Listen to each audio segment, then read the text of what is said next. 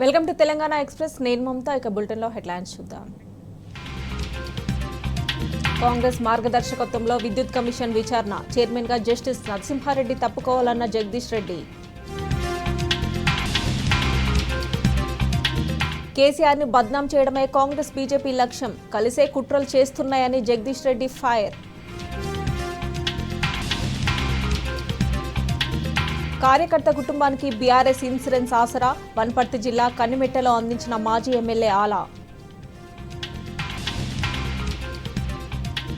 జిల్లాలో ఉన్నతాధికారుల మార్పులు. బాధ్యతలు చేపడుతున్న కొత్త కలెక్టర్లు.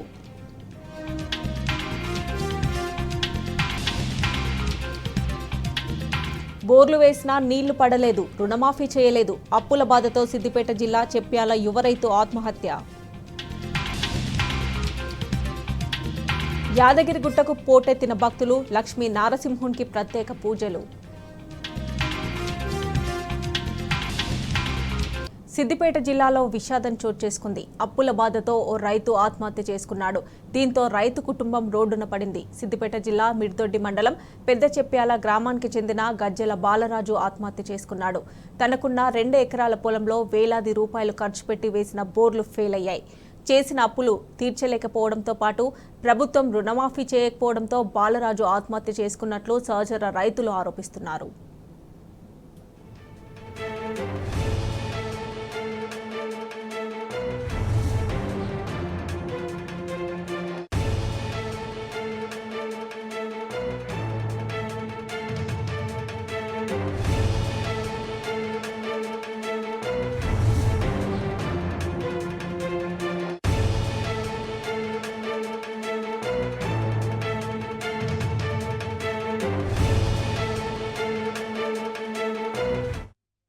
రైతు కూలి వ్యవసాయదారు ఈ సంవత్సరం ఆర్థిక పరిస్థితుల వల్ల కరెంట్ అవకతవకల వల్ల అనేక పరిస్థితులు ఎదురైనప్పటికీ వేసుకున్న పంట ఎండిపోయింది.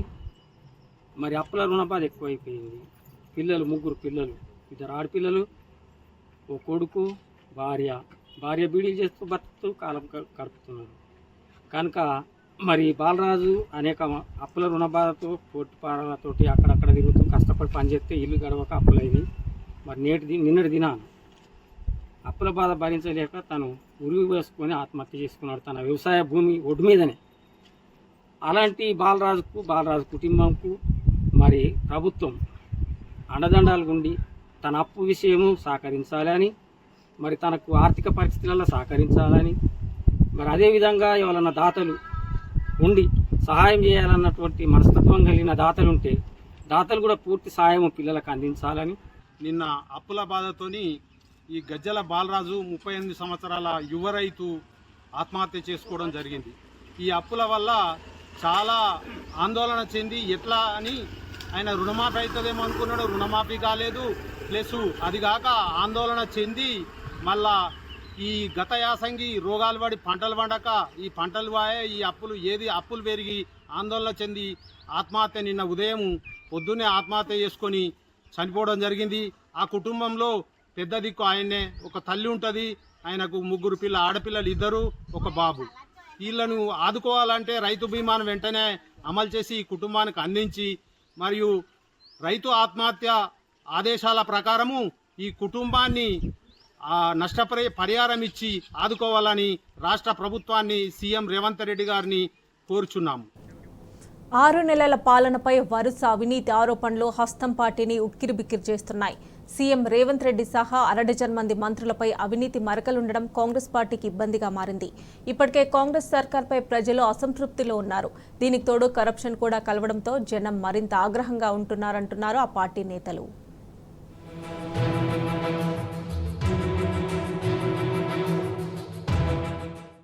సర్కారుపై వరుస అవినీతి ఆరోపణలు కాంగ్రెస్ పార్టీని ఇరకాటంలో పెడుతున్నాయి. 6 నెలల కాలంలోనే ట్యాక్సుల పేరుతో వసూళ్లకు పాల్పడుతున్నారంటూ విమర్శలు రావడం కాంగ్రెస్ కి ఇబ్బందిగా మారింది. ఎన్నికల సమయంలో స్వయంగా ప్రధాని మోదీనే ఆర్ఆర్ ట్యాక్స్ అంటూ కాంగ్రెస్ పై సంచలన ఆరోపణలు చేశారు. రేవంత్ రెడ్డి తెలంగాణలో డబ్బులు వసూలు చేసి ఢిల్లీకి పంపుతున్నాడంటూ ఆరోపించారు. అటు ఉప ముఖ్యమంత్రి బట్టి విక్రమార్కపై బీ ట్యాక్స్ అంటూ ఆరోపణలు వచ్చాయి.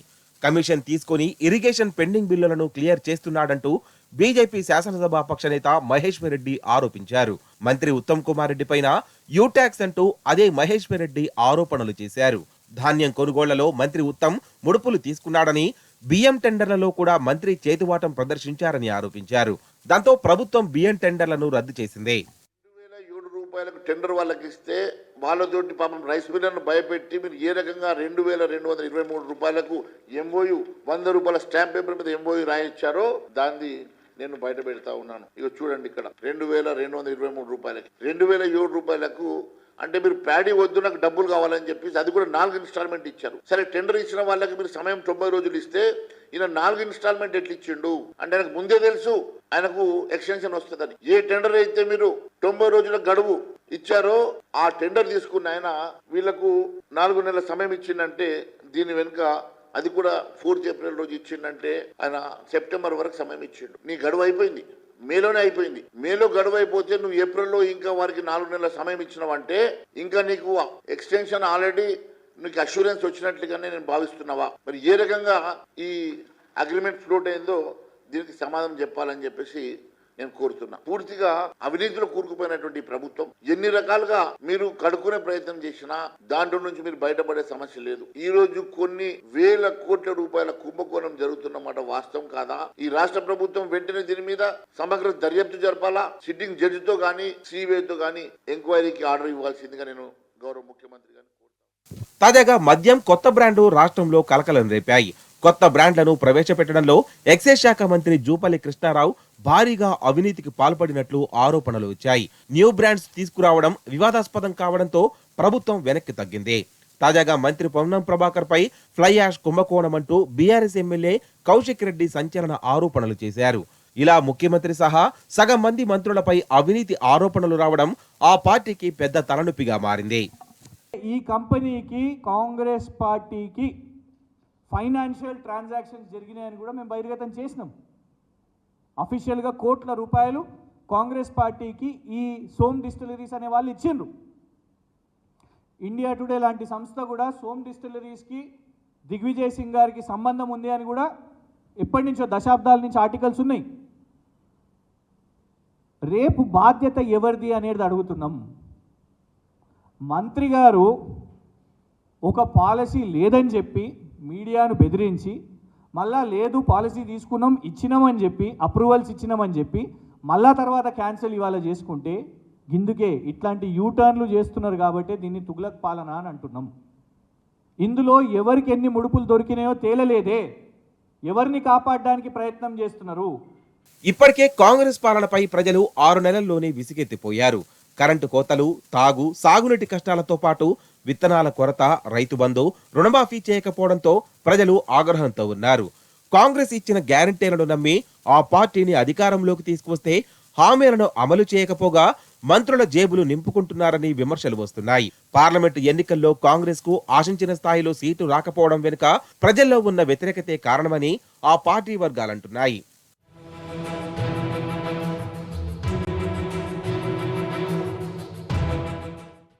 ప్రజలకిచ్చిన హామీలు అమలు చేసి కాంగ్రెస్ పై ప్రజలకు మరింత విశ్వాసం పెంచాలి అన్న చర్చ హస్తం పార్టీలో నడుస్తోంది. 10 ఏళ్ల తర్వాత అధికారంలోకి వస్తే ప్రజలకు చేరువ కాకుండా అతి తక్కువ కాలంలోనే ప్రభుత్వంపై అవినీతి ఆరోపణలు రావడాన్ని ఆ పార్టీ శ్రేణులు జీర్ణించుకోలేకపోతున్నాయి. మంత్రుల వ్యవహార శైలిపైన కూడా అధిష్టానం సీరియస్ గా ఉన్నట్లు సమాచారం. పార్టీ ప్రతిష్ట మసకబారకుండా నడుచుకోవాలని నేతలకు హైకమాండ్ పెద్దలు సూచించినట్టు తెలుస్తోంది. మరి ఇప్పటికైనా హస్తం పార్టీ నేతలు మారుతారో లేదో చూడాలి. వనపర్తి జిల్లా కొత్తకోట మండలం కనిమెట్ట గ్రామంలో ఇటీవలే బీఆర్ఎస్ పార్టీ కార్యకర్త బోయ భాస్కర్ రోడ్డు ప్రమాదంలో మృతి చెందారు. భాస్కర్ కు బీఆర్ఎస్ పార్టీ ఇన్సూరెన్స్ ద్వారా వచ్చిన 2 లక్షల రూపాయల చెక్కును ఆయన కుటుంబ సభ్యులకు మాజీ ఎమ్మెల్యే ఆల వెంకటేశ్వరరెడ్డి అందజేశారు. అనంతరం కుటుంబ సభ్యులకు ధైర్యం చెప్పారు. వారికి పార్టీ ఎల్లప్పుడూ అండగా ఉంటుందని హామీ ఇచ్చారు. కార్యక్రమంలో పార్టీ నాయకులు, కార్యకర్తలు పాల్గొన్నారు.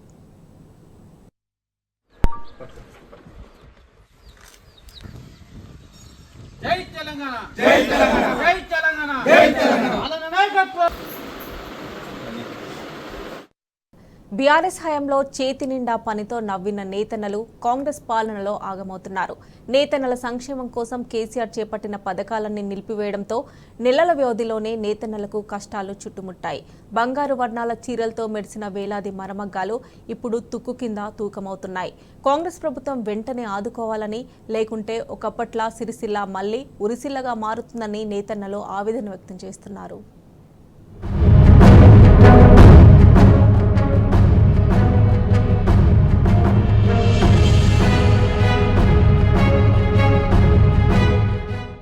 సిరిసిల్ల చేనేత సాంచాలకు మళ్లీ సావొచ్చింది. వస్త్రాల ఉత్పత్తితో ఏడాది పొడవునా ఉపాధి కల్పిస్తానన్న కాంగ్రెస్ ప్రభుత్వ హామీ అటకెక్కింది. సర్కారు కర్ణించకపోవడంతో నేతన్న ఉపాధి కోసం మళ్లీ వలసబాట పట్టాల్సిన దుస్థితి దాపరించింది. ఇప్పటికే వేలాది సంచాలు మూలన పడగా ఆర్డర్లు లేక 500 సంచాలకు తక్కువగా అమ్ముకున్నారంటే పరిస్థితి అర్థం చేసుకోవచ్చు. నేతన్నకు కాంగ్రెస్ ప్రభుత్వం ఆసరాగా ఉండకపోవడం, సంక్షోభంలోకి కూరుకుపోతున్న వస్త్ర పరిశ్రమతో సిరిసిల్ల మళ్లీ ఉరిసిల్లగా మారింది.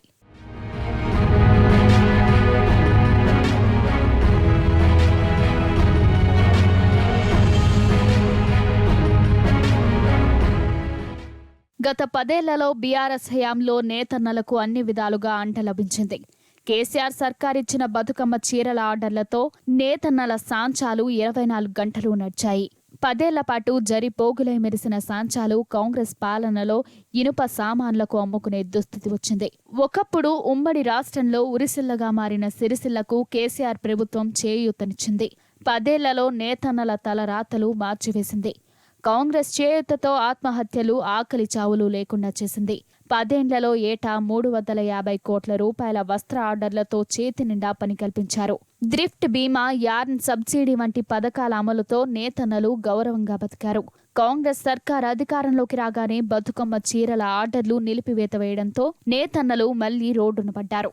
నెలల వ్యవధిలోనే సిరిసిల్లలోని 30,000 సాంచాలు మూలన పడ్డాయి. గత సర్కారు కన్నా మెరుగైన వస్త్ర ఉత్పత్తితో ఏడాది పొడవునా పని కల్పిస్తామని పార్లమెంట్ ఎన్నికల ముందు మంత్రి పొన్నం ప్రభాకర్ సిరిసిల్లలో ప్రెస్ మీట్ పెట్టి మరీ చెప్పారు. ఎన్నికల కోడ్ ఉన్నందున ఆర్డర్లు ఇవ్వలేకపోయామని చెప్పుకొచ్చారు. కానీ ఎన్నికలు ముగిసినా ఇచ్చిన హామీ నేటి వరకు అమలు కాలేదు. వస్త్ర పరిశ్రమకు పేరుగాంచిన సిరిసిల్లాలో ప్రస్తుతం పవర్ లూమ్స్ మూతపడి పరిశ్రమపై ఆధారపడ్డటువంటి వేలాది మంది కార్మికులు ఉపాధి కోల్పోయి రోడ్డు మీద పడ్డటువంటి పరిస్థితి ఉంది. ఇక్కడ ఉన్నటువంటి ఉపాధి లేకపోవడంతో మరి ఇక్కడ ఉన్నటువంటి పవర్ లూమ్స్ను కూడా పలగొట్టి తుక్కు కింద అమ్ముతున్నటువంటి పరిస్థితి మనం చూస్తూ ఉన్నాము. గత 6 నెలల నుంచి కూడా ఈ సంక్షోభం వలన ఇక్కడ ఉన్నటువంటి కార్మికులకు ఉపాధి లేక అనేక ఇబ్బందులు ఎదుర్కొంటారని చెప్పి సిఐటియు ఆధ్వర్యంలో అనేక పెద్ద ఎత్తున పోరాటాలు చేసినా కూడా ఈ ప్రభుత్వం కేవలం హామీలు మాత్రమే ఇస్తుందే తప్ప మరి సమస్యకు పరిష్కారం చూపడం లేదు. మరి స్థానికంగా ఇక్కడ ఉన్నటువంటి కాంగ్రెస్ నాయకులు కావచ్చు, మంత్రి పొన్నం ప్రభాకర్ గారు కావచ్చు, ఇక్కడ మేము పెద్ద ఎత్తున ఆందోళన పోరాటాలు చేసిన సందర్భంగా వచ్చి మరి గత ప్రభుత్వం ఏదైతే ఇచ్చిందో దానికంటే ఎక్కువ ఆర్డర్లు ఇక్కడ ఇచ్చి ఉపాధి కల్పిస్తామని చెప్పి వెళ్ళడం జరిగిందే తప్ప ఇప్పటి వరకు కూడా ఆ విధమైనటువంటి ప్రయత్నం ఇప్పటివరకు చేయడం లేదు.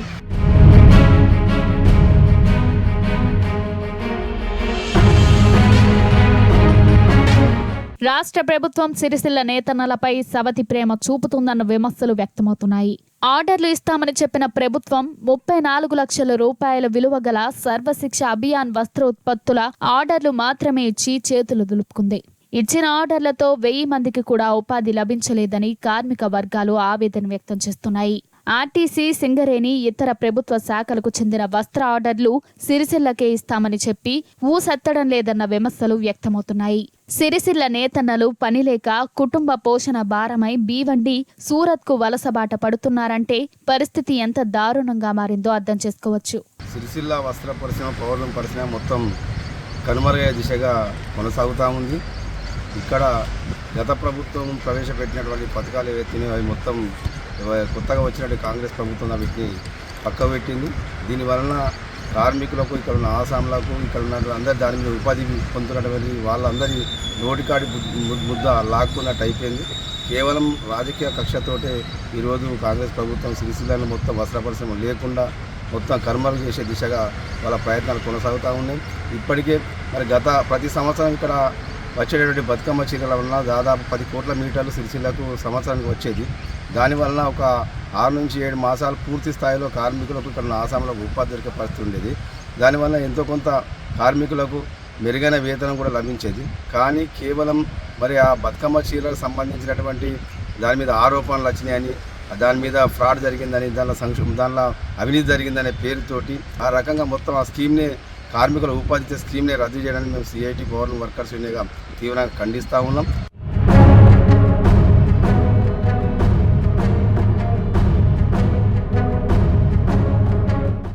గత 10 ఏళ్ల పాటు కేసీఆర్ ప్రభుత్వం సాంచాలకు కరెంట్ కోసం యూనిట్కు ₹2 సబ్సిడీ ఇచ్చింది. కానీ ప్రస్తుత ప్రభుత్వం యూనిట్కు ₹8.50 వసూలు చేస్తుండటంతో పెనుభారంగా మారింది.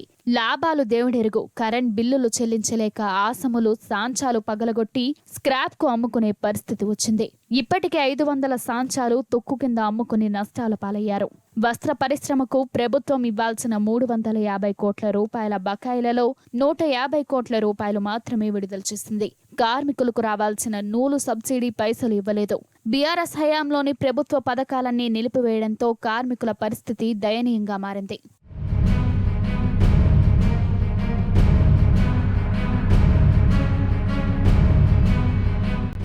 కేసీఆర్ హయాంలో గడిచిన 10 ఏళ్ల కాలంలో అభివృద్ధి పదాన సాగిన సిరిసిల్ల వస్త్ర పరిశ్రమ ప్రస్తుతం గడ్డు పరిస్థితి ఎదుర్కొంటున్నది. ప్రభుత్వం మారిన తర్వాత పలు అంశాలపై స్పష్టత లేకపోవడమే ఇందుకు కారణమని కార్మికులు చెబుతున్నారు. చేసేది లేక మరమగ్గాలు మూసేయడంతో వాటిని నమ్ముకుని ప్రత్యక్షంగా పరోక్షంగా జీవిస్తున్న వేలాది కార్మికుల పరిస్థితి ఆగమ్య గోచరంగా మారింది. ఇప్పటికైనా ప్రభుత్వం వస్త్ర ఆర్డర్లు ఇచ్చి అండగా నిలవాలని కార్మికులు కోరుతున్నారు. లేకుంటే ఒకప్పటిలా సిరిసిల్ల మళ్లీ ఉరిసిల్లగా మారే దుస్థితి దాపరిస్తుందని కార్మికులు ఆవేదన వ్యక్తం చేస్తున్నారు.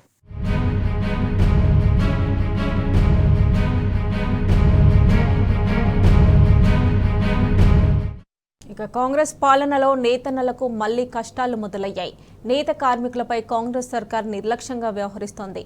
10 ఏళ్ల పాటు సమర్థవంతంగా అమలైన పథకాలు ఒక్కొక్కటిగా మూతపడుతున్నాయి. ఇప్పటికే చేనేత మిత్ర పథకాన్ని అటకెక్కించిన కాంగ్రెస్ సర్కార్ తాజాగా చేనేతకు చేయూత పథకాన్ని పెండింగ్లో పెట్టింది. అధికారంలోకి వచ్చిన దగ్గర నుంచి ఒక్క పైసా విడుదల చేయలేదు. మరో 3 నెలల్లో టర్మ్ పూర్తవుతున్నా ప్రభుత్వంలో మాత్రం చలనం లేదని వాపోతున్నారు నేత కార్మికులు. తెలంగాణ రాష్ట్రంలో సంక్షేమం అటకెక్కింది. బీఆర్ఎస్ పాలనలో వైభవాన్ని సంతరించుకున్న కులవృత్తులన్నీ ఇప్పుడు సంక్షోభంలో కూరుకుపోతున్నాయి. దశాబ్దం పాటు పురోగమించిన రంగాలన్నీ ఇప్పుడు తిరోగమన పదంలో పతనమవుతున్నాయి. అలవికాని హామీలిచ్చి గద్దెనెక్కిన రేవంత్ సర్కార్ సంక్షేమాన్ని పక్కన పెట్టింది. కొత్త పథకాల మాట అటుంచితే గత బీఆర్ఎస్ సర్కార్ అమలు చేసిన సంక్షేమ పథకాల్ని అమలు చేయలేక చేతులెత్తేస్తున్నది. రేవంత్ సర్కార్ వైఫల్యం మూలంగా చేనేత రంగం కుదేలవుతున్నది. బీఆర్ఎస్ పాలనలో చేనేత కార్మికులను ఆదుకునేందుకు ఎన్నో పథకాలు అమలు జరిగాయి. నేతన్నల జీవితాల్లో గుణాత్మక మార్పు కనిపించింది. చేనేత రంగానికి ఆసరాగా నిలిచిన ఎన్నో పథకాలను ప్రస్తుతం రేవంత్ సర్కార్ నిలిపివేసింది. 6 నెలల కాలంలోనే తెలంగాణ చేనేత రంగం దుర్భరమైన స్థితిలోకి జారిపోయింది. ఉమ్మడి నల్గొండ జిల్లాలో చేనేత కార్మికుల కుటుంబాలు ఇప్పుడు తీవ్రమైన ఇబ్బందులు ఎదుర్కొంటున్నాయి.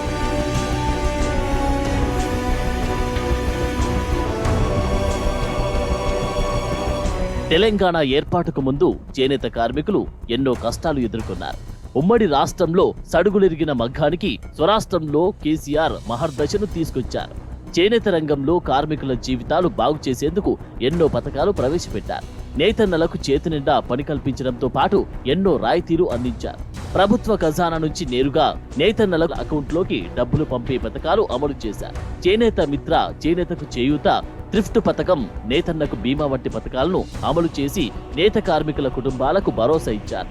ఫలితంగా తెలంగాణ రాష్ట్ర ఆవిర్భావం తర్వాత చేనేత కార్మికుల ఆత్మహత్యలు తగ్గిపోయాయి.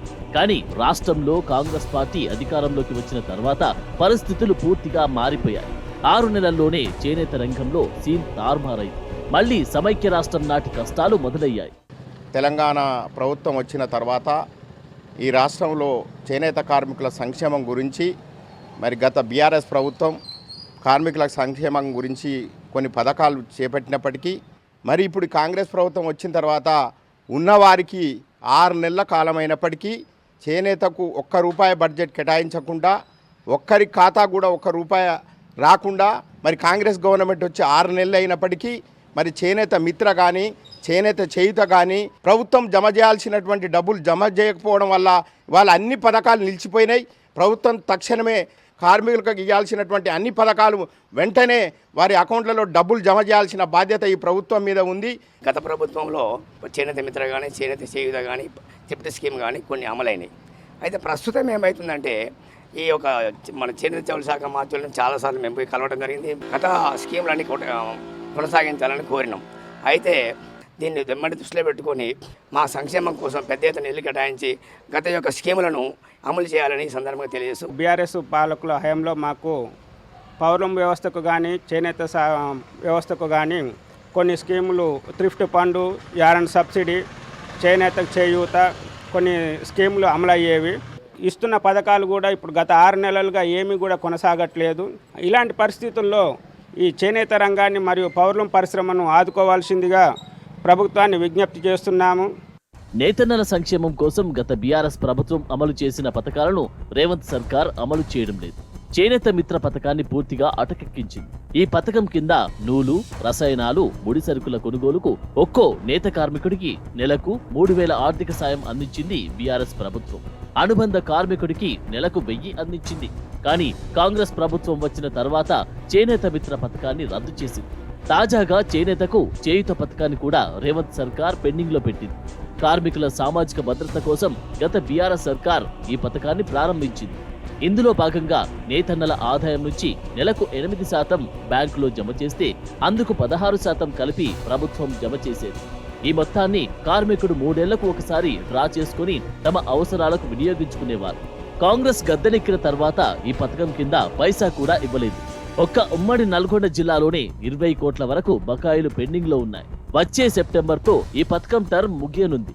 అప్పట్లోగా ప్రభుత్వం తమ వాటా డబ్బులను జమ చేయకపోతే కార్మికుల ఖాతాలు ల్యాప్స్ అయిపోయే ప్రమాదముంది. 7 నెలలుగా ప్రభుత్వం తమ వాటాను జమ చేయకపోవడంపై కార్మికులు ఆందోళన వ్యక్తం చేస్తున్నారు. కేసీఆర్ ప్రభుత్వం గారు గిఫ్ట్ ఫండ్ అనేది ఏర్పాటు చేసిండు అప్పుడు ఆయన ప్రభుత్వం ఉన్నప్పుడు. ఇప్పటికి కూడా 23 నెలలు కట్టాము మేము పవర్లూమ్ కార్మికులు, చేనేత కార్మికులకు. అదేవిధంగా నిన్న మొన్న కూడా పేపర్ స్టేట్మెంట్ వచ్చింది. ఏమని వచ్చిందంటే నిలిపేసినాము, ఎత్తేసినామని పేపర్ స్టేట్మెంట్ ఇచ్చారు. కేసీఆర్ ప్రభుత్వం వేసిన డబ్బులే. అయితే రేవంత్ రెడ్డి ప్రభుత్వం వచ్చినా కూడా ఇంతవరకు ఒక్క రూపాయి కూడా మాకు జమ చేయలేదు, మా పవర్లూమ్ కార్మికులకు కానీ చేనేత కార్మికులకు కానీ. అందువల్ల ఈ గిఫ్ట్ ఫండ్ అనేది ఇంకా 13 నెలలు అయితే అయిపోతుంది. ఈ 13 నెలలు కొనసాగించాలి. ఇప్పుడు 8 నెలలు ఉన్న పెండింగ్ డబ్బులు వేయాలి. తర్వాత ఈ షిఫ్ట్ ఫండ్ అయిపోయినాక 30 నెలలు అయినాక కొత్త స్కీమ్ పెట్టుకోండి రేవంత్ రెడ్డి గారు. కానీ మీరు ఇప్పుడు నిలిపేస్తున్నాం, బంద్ చేస్తున్నాం, డబ్బులు లేవన్నది కరెక్ట్ కాదు. మాకు చాలా దుర్భరంగా ఉంది మా పవర్లూమ్ కార్మికులు, మా చేనేత కార్మికులు.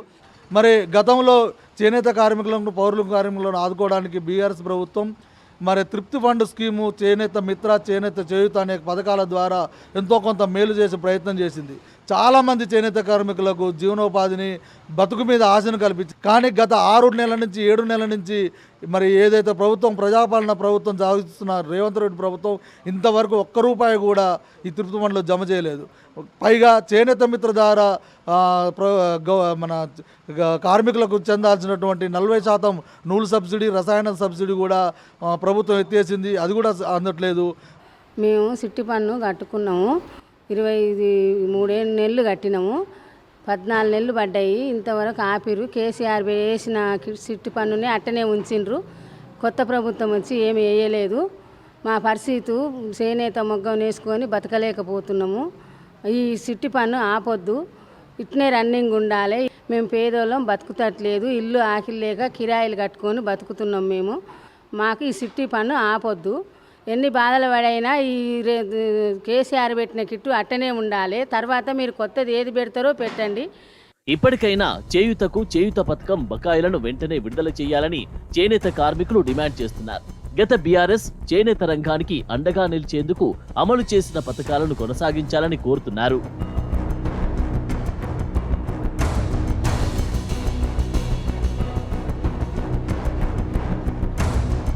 యాదాద్రి లక్ష్మీ నరసింహస్వామి క్షేత్రం భక్తులతో కిటకిటలాడుతోంది. ఆదివారం సెలవు దినం కావడంతో భక్తులు పెద్ద సంఖ్యలో స్వామివారి దర్శనానికి తరలివస్తున్నారు. వీఐపీ టికెట్ దర్శనానికి గంట సమయం పడుతుండగా ఉచిత ధర్మ దర్శనానికి 2 గంటల సమయం పడుతున్నట్లు ఆలయ అధికారులు తెలిపారు.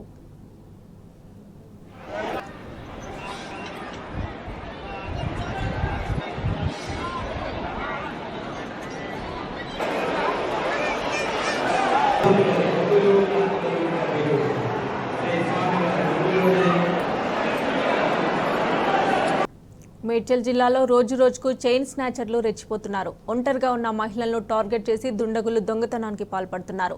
తాజాగా షామీర్పేట్ పోలీస్ స్టేషన్ పరిధిలో వేరువేరు చోట్ల 2 మహిళల మెడలోంచి దుండగులు పుస్తెలతాడు లాక్కెళ్లారు. బాధితుల ఫిర్యాదు మేరకు కేసు నమోదు చేసిన పోలీసులు స్పెషల్ టీంను ఏర్పాటు చేశారు.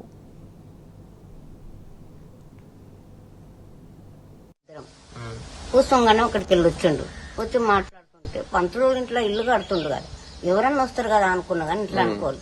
వచ్చాడు మాట్లాడుతూ ఇట్లా మాట్లాడండి, ఇట్లా మాట్లాడుతుంటే ఏమో నీ భాష నాకు తెలియదు అని ఇట్లా నిలబడ్డా. ఆమె పక్కకు కూర్చుంటే ఆమెతో మాట్లాడుతుండని ఇటు చూసిన, ఇటు చూడంగానే ఇక్కడనే లాగిండు. అంతే 2 తులాలు అంటున్నాను. నిన్నే ఇచ్చి రాకముందే ఇచ్చేసినట్టు. జోగులాంబ గద్వాల జిల్లా ఉండవెల్లి మండలంలో దారుణం చోటు చేసుకుంది. కూతుర్ని బాధ పెడుతున్నాడని అల్లుడిని మామ అతి కిరాతకంగా రాళ్లతో కొట్టి చంపేశాడు. కర్నూలుకు చెందిన దేవేందర్కు ఉండవెల్లి మండల కేంద్రానికి చెందిన మహేశ్వరితో 5 ఏళ్ల క్రితం వివాహం జరగ్గా 2 పిల్లలున్నారు. దంపతుల మధ్య తరచూ గొడవలు జరుగుతూ ఉండడంతో మహేశ్వర్ని పుట్టింటికి వెళ్లిపోయింది. భార్య కోసం అత్తగారింటికి వెళ్లిన దేవేందర్ మామతో గొడవ పడ్డాడు. 2 మధ్య జరిగిన గొడవలో తీవ్ర గాయాలతో దేవేందర్ మృతి చెందడంతో ఉద్రిక్త పరిస్థితులు నెలకొన్నాయి. విషయం తెలుసుకున్న పోలీసులు ఘటనా స్థలానికి చేరుకుని దర్యాప్తు చేపట్టారు. హత్య జరగడం జరిగిందండి. దీనికి సంబంధించిన పూర్తి వివరాలు హంతకుడు చాకలి మద్దిలేటి, ఇతనికి ఒక కూతురు ఉన్నది మహేశ్వరి అని. ఏమని 6 సంవత్సరాల క్రితము కర్నూలుకు చెందిన చాకలి దేవేందర్ అనే వ్యక్తికి ఇవ్వటం జరిగింది. 6 సంవత్సరాల క్రితం పెళ్లి చేయడం జరిగింది. వారికి ఒక 2 మగ సంతానం కూడా. అతను పెళ్ళైన 2 నెలల నుంచి కూడా ఈ మధ్యాహ్న కలవటై భార్యని గొడవ పడుతుండేవాడు, ఆమె కొడుతుండేవాడు. ఇదే క్రమంలో 1 వారం క్రితము ఈ చాకలి మద్దిలేట అనే అతను తన కూతురుని తీసుకొచ్చి ఇంట్లో పెట్టుకున్నాడు. ఈ విషయం గురించి గొడవ పడుతూ నిన్న సాయంత్రం రావడం జరిగింది. బాగా మద్యం సేవించి మళ్ళీ గొడవ పడి వెళ్ళిపోయినాడని. మళ్ళీ నైట్ 9:30-10 గంటలకు మధ్యాహ్నం తాగి వచ్చి గొడవ పడి నీ కూతురిని నేను చంపుతాని మాట్లాడి గొడవ పడటంలో ఆ ఇంట్లోనే పడుకొని ఉన్నాడు. నైట్ 12 తర్వాత ఈ మహేశ్వరి అంటే వాళ్ళ మామ మద్దిరెడ్డి గారు అక్కడే ఉన్న రాయిని పడుకునే వ్యక్తి మీద తల మీద వేసి చంపడం జరిగింది. అతను ఇప్పుడు పరాజీలో ఉన్నాడు. త్వరలో పట్టుకొని దర్యాప్తు చేసి ఖచ్చితంగా ప్రకారం చర్య తీసుకోవాలి. మంచిర్యాల జిల్లాలో విషాదం చోటు చేసుకుంది. లక్షెట్టిపేట పట్టణంలో భర్త వేధింపులు తాళలేక స్నేహశీల అనే వివాహిత ఆత్మహత్య చేసుకుంది. ఓ ప్రైవేట్ పాఠశాలలో ప్రిన్సిపల్గా ఉద్యోగం చేస్తున్న స్నేహశీలకు భర్త మహేష్ వేధింపులకు గురి చేస్తున్నాడన్న ఆరోపణలు ఉన్నాయి. భర్త వేధింపులతో మనస్తాపం చెందిన స్నేహశీల హమాలీవాడలోని తన ఇంట్లో ఉరివేసుకుని సూసైడ్ చేసుకోవడంతో కుటుంబ సభ్యులు కన్నీటి పర్యంతమవుతున్నారు. భర్త మహేష్పై కఠిన చర్యలు తీసుకోవాలని డిమాండ్ చేస్తున్నారు. నాగర్ కర్నూలు జిల్లాలోని శ్రీపురంలో శ్రీ రంగనాథ స్వామి వార్షిక బ్రహ్మోత్సవాలు వైభవంగా జరుగుతున్నాయి. ఉత్సవాల్లో భాగంగా 2వ రోజు స్వామివారికి అభిషేకం, తిరుమంజనం, విశ్వక్సేన ఆరాధన, పుణ్యవచనం, రక్షాబంధనం, అంకురార్పణ తదితర పూజా కార్యక్రమాలను ఆలయ ప్రధాన అర్చకులు ఘనంగా నిర్వహించారు. బ్రహ్మోత్సవాల్లో భక్తులు పెద్ద ఎత్తున పాల్గొని ప్రత్యేక పూజలు చేసి మొక్కులు చెల్లించుకున్నారు. 300 మంది బాలికలకు ఒకే ఒక బాత్రూం. ఒకసారి ఊహించుకోండి, పరిస్థితి ఎంత దుర్భరంగా ఉందో. శిథిలమైపోయిన తరగతి గదులు, పెచ్చులు ఊడుతున్న గోడలు, డంపింగ్ యార్డ్ల పరిసరాలు. ఇవి తెలంగాణ రాష్ట్రంలోని ఓ ప్రభుత్వ బాలికల ఉన్నత పాఠశాల దుస్థితి. ప్రభుత్వ విద్యపై రేవంత్ సర్కార్ నిర్లక్ష్యానికి నిదర్శనంగా నిలుస్తోన్న జగిత్య ప్రభుత్వ పాఠశాల దయనీయ స్థితిపై టీ న్యూస్ ప్రత్యేక కథనం. ఎన్నో ఏళ్లుగా ఒక వెలుగు వెలిగి ఎంతోమంది విద్యార్థులను ఉజ్వల భవిష్యత్తు ఇచ్చిన పాఠశాల ఇది. కనిపిస్తున్న ఈ ప్రాంతం మరి ఏ డంపియార్డ్లో కాదు, ఒక ప్రభుత్వ బాలికల పాఠశాల. అది జగిత్యాల జిల్లా కేంద్రంలో ఉన్నటువంటి ఈ పాఠశాల దుస్థితి ఇప్పుడు కడుహీనంగా మారింది. 300కు పైగా విద్యార్థినులు ఉన్నటువంటి ఈ పాఠశాలలో 3 మీడియాలు ఉన్నటువంటి ఈ పాఠశాలలో కనీసం ఒకటే బాత్రూమ్ ఉంది. ఫలితంగా గంటల కొద్దీ వేచి చూస్తున్నారు. శిథిలావస్థకు చేరిన భవనంలో విద్యను అభ్యసిస్తున్నారు. మరి ఉపాధ్యాయులు, విద్యార్థులు ఏమంటున్నారు? ఒక్కసారి ప్రభుత్వ పాఠశాల విద్యార్థులతో మాట్లాడిద్దాం. 300 మంది బాలికలకు ఒకే ఒక బాత్రూమ్.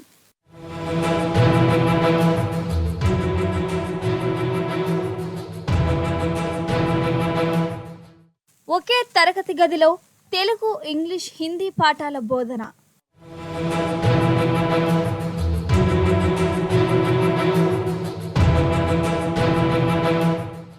పెచ్చులోడుతున్న గోడలతో దీనావస్థలో సరస్వతి నిలయం.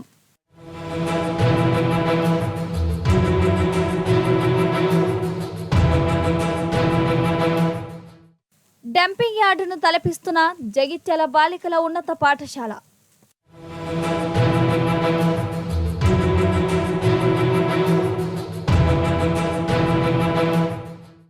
ఇది తెలంగాణలో సర్కార్ చదువు పరిస్థితి. ప్రభుత్వ విద్యకు మహర్దశ తీసుకొస్తామనే పాలకుల మాటలు కోటలు దాటుతున్నాయి. కానీ వాస్తవ పరిస్థితులు దుర్భరంగా ఉన్నాయి. నిరుపేదలు చదువుకునే ప్రభుత్వ పాఠశాలల పరిస్థితి దయనీయంగా ఉంది. జగిత్యాల టౌన్లోని బాలికల పాఠశాలే ఇందుకు నిదర్శనం.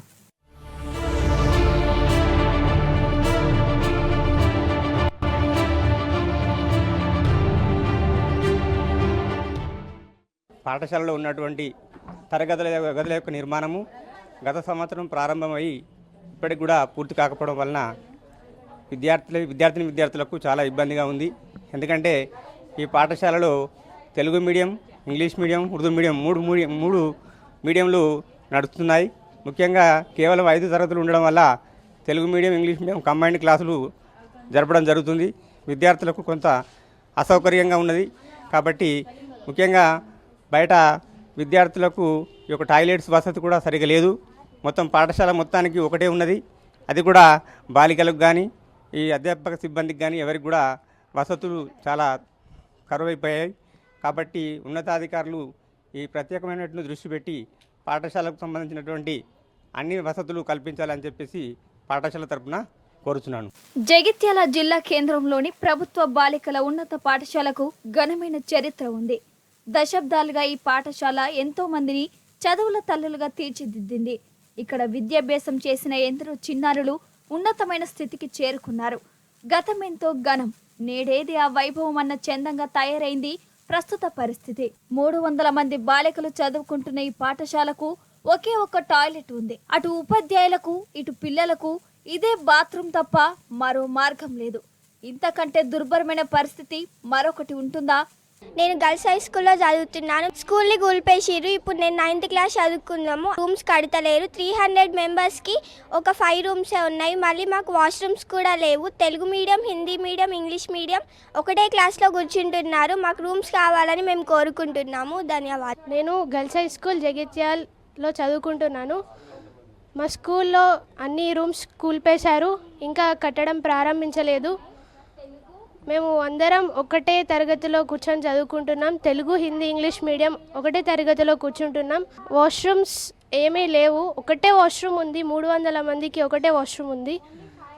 త్వరగా ఇవన్నీ ప్రారంభించాలని కోరుకుంటున్నాం. గత బీఆర్ఎస్ సర్కార్ మన ఊరు మనబడి కార్యక్రమంలో భాగంగా ఈ పాఠశాల ఆధునీకరణకు సంకల్పించింది.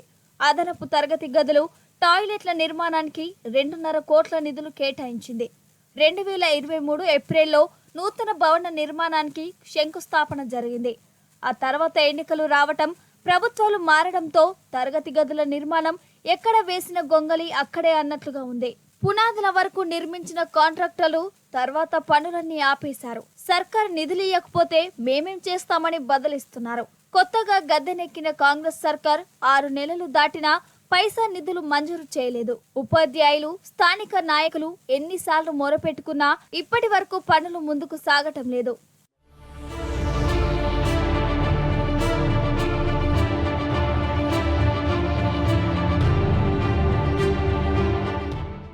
ప్రభుత్వ ఉన్నత పాఠశాల ఓల్డ్ జగిత్యాల యొక్క భవన నిర్మాణము పూర్తి కాకపోవడం వల్ల మరి విద్యార్థులు, ఉపాధ్యాయులు, సిబ్బంది కూడా తీవ్ర ఇబ్బందులకు గురవుతున్నారు. గత 2023 ఏప్రిల్లో ఈ భవనానికి అంటే ఏడాది క్రితము ఈ యొక్క భవన నిర్మాణానికి ₹2 కోట్ల వ్యయంతో 10 అదనపు తరగతులు నిర్మించడానికి పునాదులు వేయడం జరిగింది. మరి అప్పటి నుంచి సుమారుగా ఏడాది కావస్తుంది. బిల్లులు ఇవ్వలేదన్న నెపంతో కాంట్రాక్టర్ పనులు వాయిదా వేయడంతో మరి 3 మీడియంలకు సంబంధించినటువంటి తెలుగు, ఉర్దూ, ఆంగ్లంలో ఉన్నటువంటి 300కు పైగా విద్యార్థులను ఉన్నటువంటి 5 తరగతి గదుల్లో కూర్చోబెట్టి విద్య నేర్పించడం జరుగుతుంది. అలాగే మరి సిబ్బందికి కానీ విద్యార్థులకు కానీ వాష్రూమ్ లేకపోవడం వల్ల చాలా ఇబ్బందులు అవుతున్నాయి. మరి కూలగొట్టినటువంటి మట్టి కూడా ఇక్కడ ప్రాంగణంలో ఉండడం వల్ల విద్యార్థులు నడవడానికి ఇబ్బందులు అవుతున్నాయి, గాయాల పాలవుతారు కనుక మరి ఏడాదిగా ఇలాంటి ఇబ్బందులు పడతా ఉన్నాం.